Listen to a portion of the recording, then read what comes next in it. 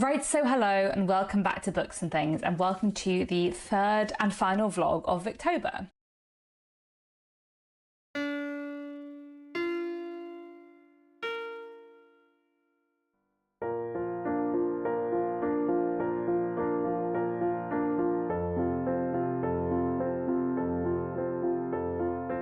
So today is Monday the 20th of October, so we are 2/3 of the way through Victober, and I thought I would start off this vlog by telling you what I'm currently reading and what I have just finished between the last vlog and this vlog. So I just finished off listening to Hester by Margaret Oliphant this morning, which is the group read. I ended up listening to several hours of it this morning, not for fun reasons, but because I woke up and had a very bad headache, which developed into a migraine, and then I lay in a darkened room for 5 hours and finished Hester and read a lot of The Hand of Ethelberta by Thomas Hardy.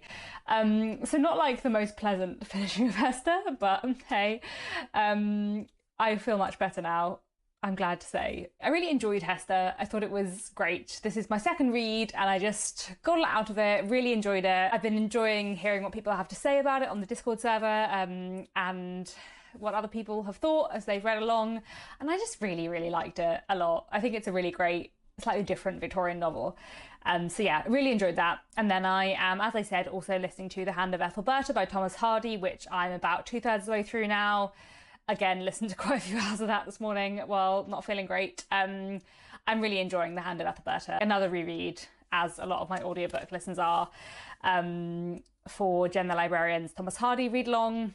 And I think it's really good, and I'm hoping to finish it quite soon. And I'm also listening to Shirley by Charlotte Bronte, which I haven't made that much progress on. And I do also really need to start A Tale of Two Cities by Charles Dickens, which I'm also going to listen to on audiobook, and is the pick for my historical fiction book club that I run over on Patreon. So yeah, I will enjoy that a lot. I've read it many times before, but I'm looking forward to that.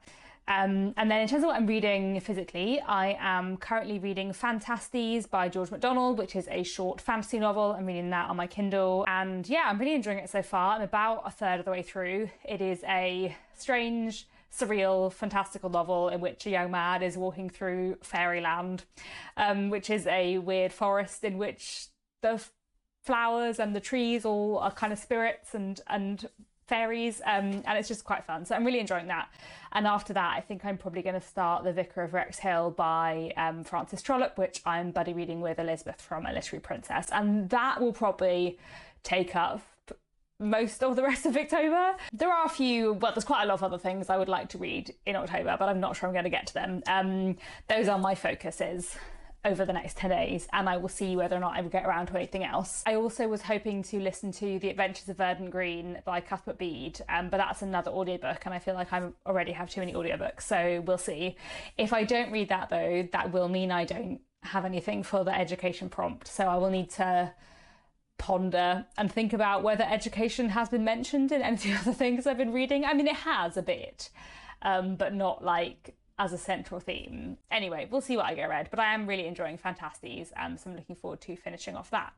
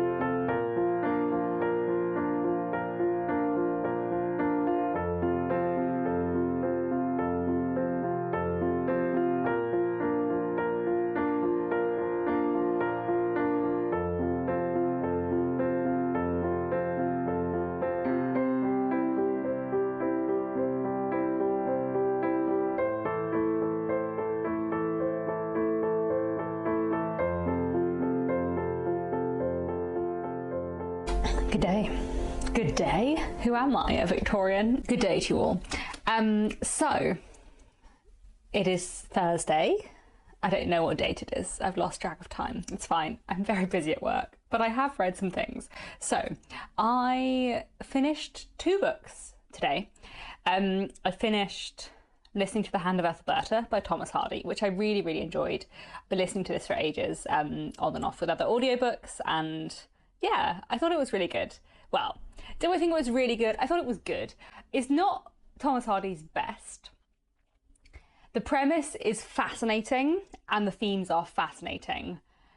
The pacing is probably a little bit up and down, and Ethelberta, the central character, has a lot of suitors, and two of her suitors could definitely have been combined into one suitor for the role they play in the plot. But, you know, I still had a really good time with it and really enjoyed it. This is my second read of The Hand of Ethelberta, and it is a novel about a woman called Ethelberta who is the daughter of servants but has managed to rise up through the class system and marry someone wealthy who then died, and now she is a wealthy widow and many men are vying for her hand, and everything goes on from there. It's not like a top tier Thomas Hardy, but it is really interesting, and I feel like the class dynamics in it are just fascinating, so I would recommend it. And I had a really good time reading it, and I'm glad that I read it again. And then the other thing I finished off today was Fantasties by George MacDonald, which is a fantasy book, which, had I started reading that when I filmed a last clip for this vlog? I don't remember when I last filmed a clip for this vlog.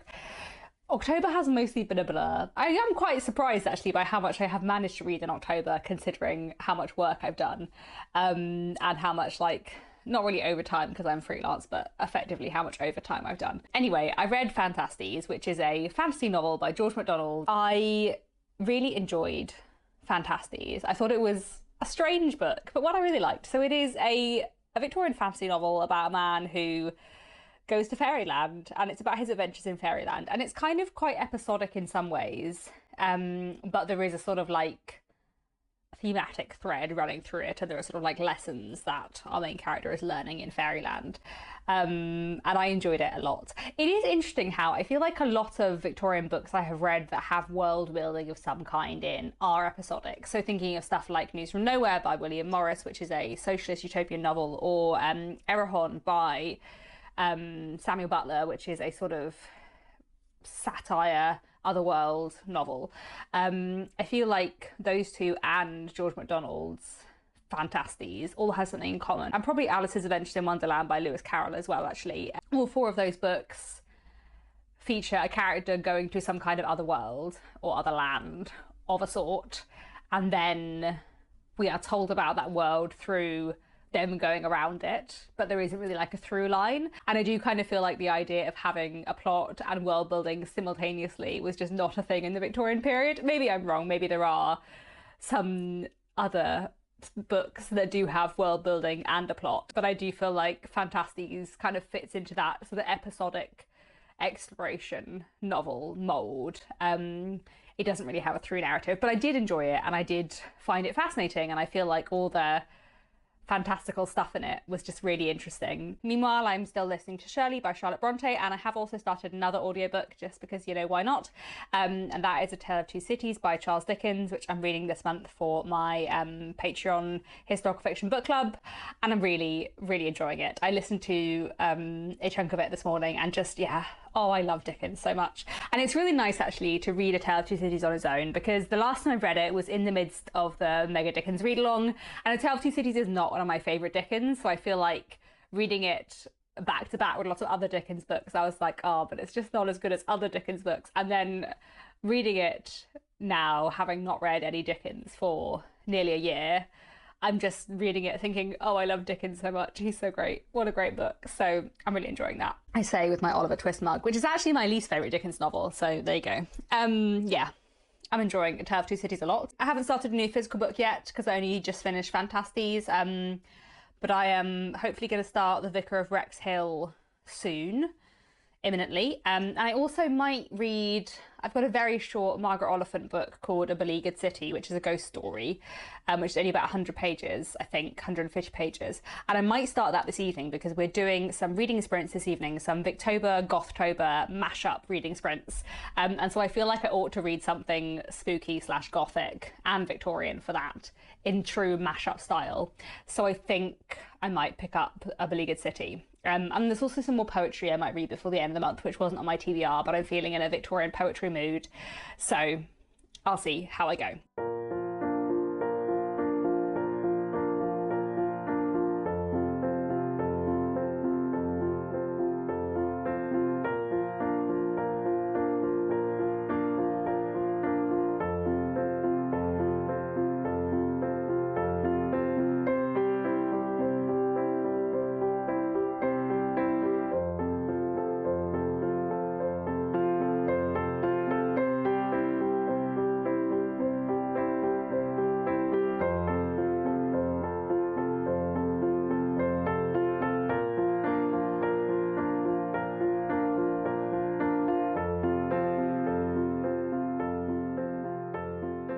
Hello again, it is Sunday the 26th of October and I don't think I filmed a clip for this vlog since Thursday, but oh well. I have read a couple of things in the last couple of days, by which I mean some very, very short Penguin Little Black classics. These weren't on my TBR, but I have basically acknowledged now that I'm not going to get through the bulk of my TBR, and I thought it would be nice to read something short, and I thought it would be nice to read some poetry. Nick and I were vaguely talking about doing a poetry video. Whether or not that will happen, you will probably know by the time you see this vlog. I read some Emily Bronte poetry, The Night is Darkening Round Me, and also this little collection of Gerard Manley Hopkins poetry, As Kingfishers Catch Fire, both of which I enjoyed. I actually enjoyed Emily Bronte's poetry less than I was expecting. I have read some of her poetry before.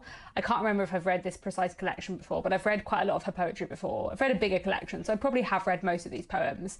And I didn't get as much out of them this time. There were a few that I really liked, but in general, I didn't love them as much. I did really enjoy the Gerard Manley Hopkins poems. I always really enjoy his poetry because he just uses rhythm and rhyme in a really interesting way, and he also uses a lot of alliteration, and there's something about the way he uses language that I just really, really enjoy. Then I also read, at our reading sprints on Thursday, I decided not to pick up A Beleaguered City by Margaret Oliphant, and instead I read one short story from this collection. This is The Gothic Tales of Sheridan Le Fanu. I'm not going to finish this in October. I probably am not going to read any more from this in October, but it was nice to read one story from this, and I will continue with this in November and December. But I enjoyed the story I read from this. It's quite a strange one where you kind of hear the story of some man's mysterious death like twice, with very, very different circumstances each time. You know, the idea is this is a story that's been handed down. There are lots of conflicting accounts, which I found quite strange, but quite interesting.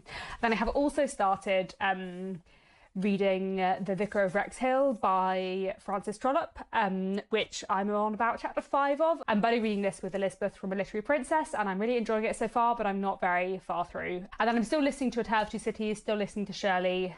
I've made decent progress with A Tale of Two Cities, haven't made much more progress with Shirley, but that's okay. And yeah, I think that's all I have to update you with for now. I will, let you know how I get on in the rest of this week.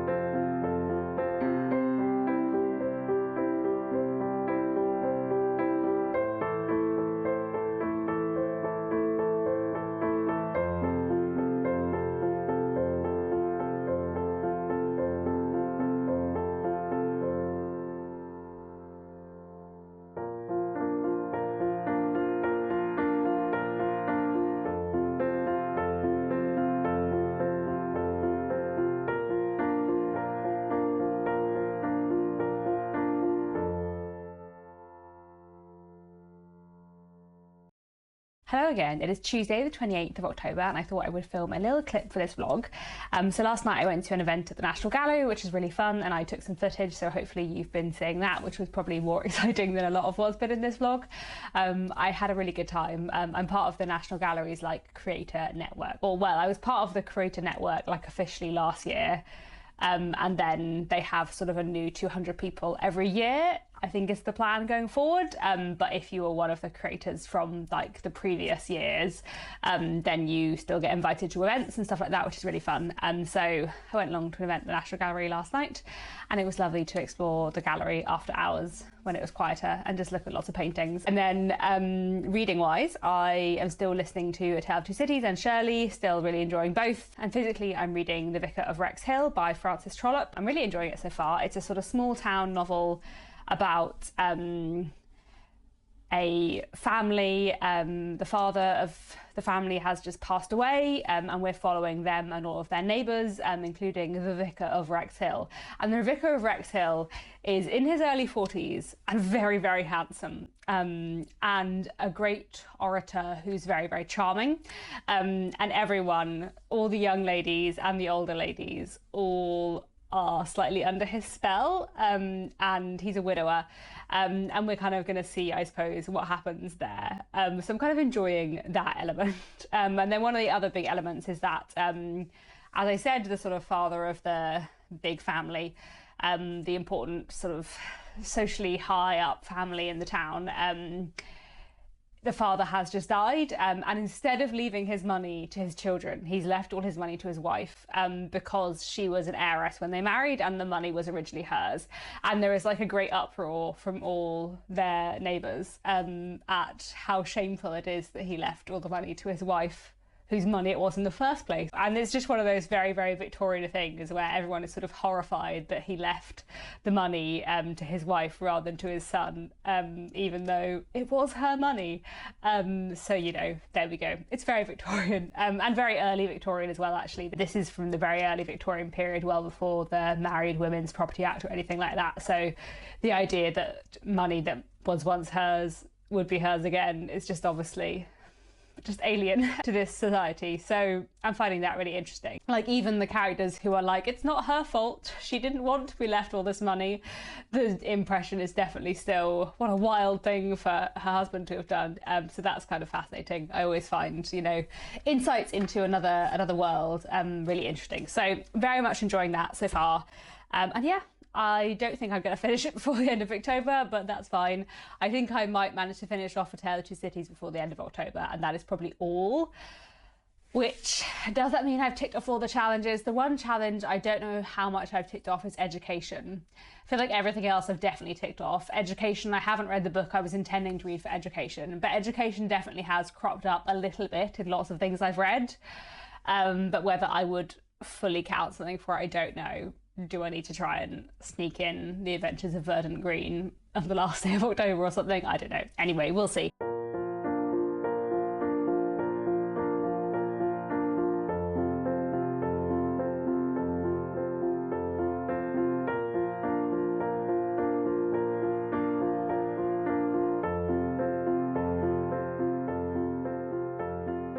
Hello again, it is Wednesday the 29th of October, so there are 2 days left of October, and I've just read a poem, just an individual poem on its own, called Song for the Ragged Schools of London by Elizabeth Barrett Browning, which is a poem that I had seen someone posting about on the Victober Discord server, so I thought I would read. And it's a poem that Elizabeth Barrett Browning wrote kind of in support of ragged schools and schools for the very, very poor of London. And it's quite an interesting poem in many ways. It's a very Victorian poem in its way. Elizabeth Barrett Browning wrote it in Rome, and she kind of reflects on how Rome was once a great empire, as Britain at the time was, and how maybe all the things that people think are very impressive at the time aren't that lasting, which I thought was quite interesting. And then she kind of goes on to talk about poverty in Britain, and how extreme it is, especially in London, and how she really supports ragged schools. Less, to be honest, because she supports education and the helping of these people to educate themselves and get jobs and have a future, but more to give them a religious education so that they are prepared when they die, basically. That seems to be the message of the poem, which is quite sad. The idea that there's nothing to be done for these children except that, and the idea that that's the only thing worth teaching them. But it's kind of historically interesting to think about because there was a big improvement in education across the Victorian period and a big kind of extending of education.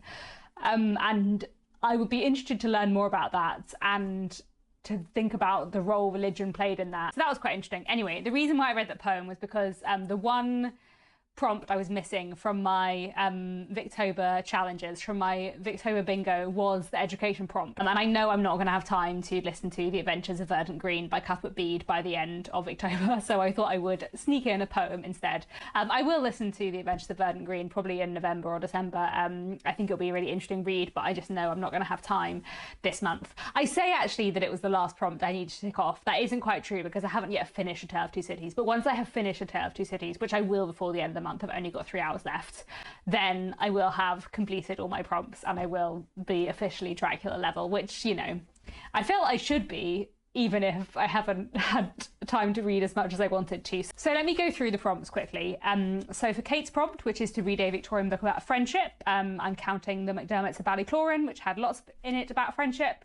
For my prompt to read something that's not a novel, I read lots of things that weren't novels. I read a play and lots of poetry. I read some poetry by Amy Levy, Gerard Manley Hopkins, and Emily Bronte, which I enjoyed. And I've also read a short story by J. Sheridan Le Fanu, and some short stories by Bram Stoker. So I read lots of things that weren't novels, but there we go. For Marissa's challenge to read a book that has a change in class status, I'm counting The Hand of Ethelberta by Thomas Hardy. Then Roz's challenge, Empire Spotting, kind of ran throughout my Victober. Definitely there was lots of not very pleasant imperial stuff in Bram Stoker's The Burial of the Rats and other stories. And obviously in that poem I just read, I was talking about how Elizabeth Barrett Browning was kind of comparing the British Empire to the Roman Empire and how the Roman Empire had collapsed and one day the British Empire will collapse too, was kind of her message at the beginning of that poem, I suppose. Then for Elizabeth's challenge to read something by an underrated Victorian woman writer, I read Hester by Margaret Oliphant. I read the poems of Amy Levy. I'm also reading The Vicar of Wrexhill by Frances Trollope at the moment, but I'm not going to finish that in this month. I will finish that off in November and that's fine. I'm hoping to get maybe halfway through by the end of the week, but I'm not there yet. Oh yes, and Alan's Wife, the play I read, would also count for that. And then for Hannah's challenge, education, I just read that poem. And for Jess's challenge to read a book set in a different era, A Tale of Two Cities will count for that once I have finished it. So will Shirley, but I don't think I'll finish Shirley by the end of the month. I definitely won't finish Shirley by the end of the month, though I might finish it pretty early in November, I hope. Then for Milena's challenge, the colour wheel challenge, I got the colour black and A Tale of Two Cities and the McDermotts of Ballycloran. I have quite black covers for that. So glad to have ticked those off. For Rory's challenge to read a work of Victorian fantasy, I read The Great God Pan and also Fantasties. The Great God Pan by Arthur Machen and Fantasties by George MacDonald. And then finally for Catherine's challenge to read a book with a connection to Jane Austen, I think I would count both Hester for that, Margaret Oliphant being a kind of Austen-esque writer, and maybe also the McDermotts of Ballycloran, because Trollope is also quite an Austen-esque writer, although the McDermotts of Ballycloran is really not an Austen-esque novel, but there we go.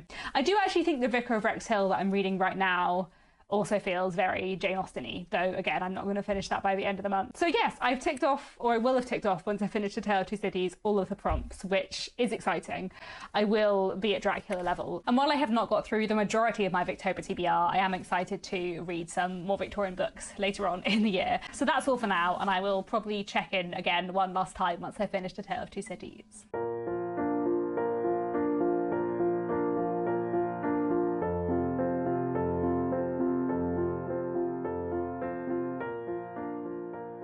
Hello again, it is Friday the 31st of October, the final day of Victober, and I've just finished listening to A Tale of Two Cities.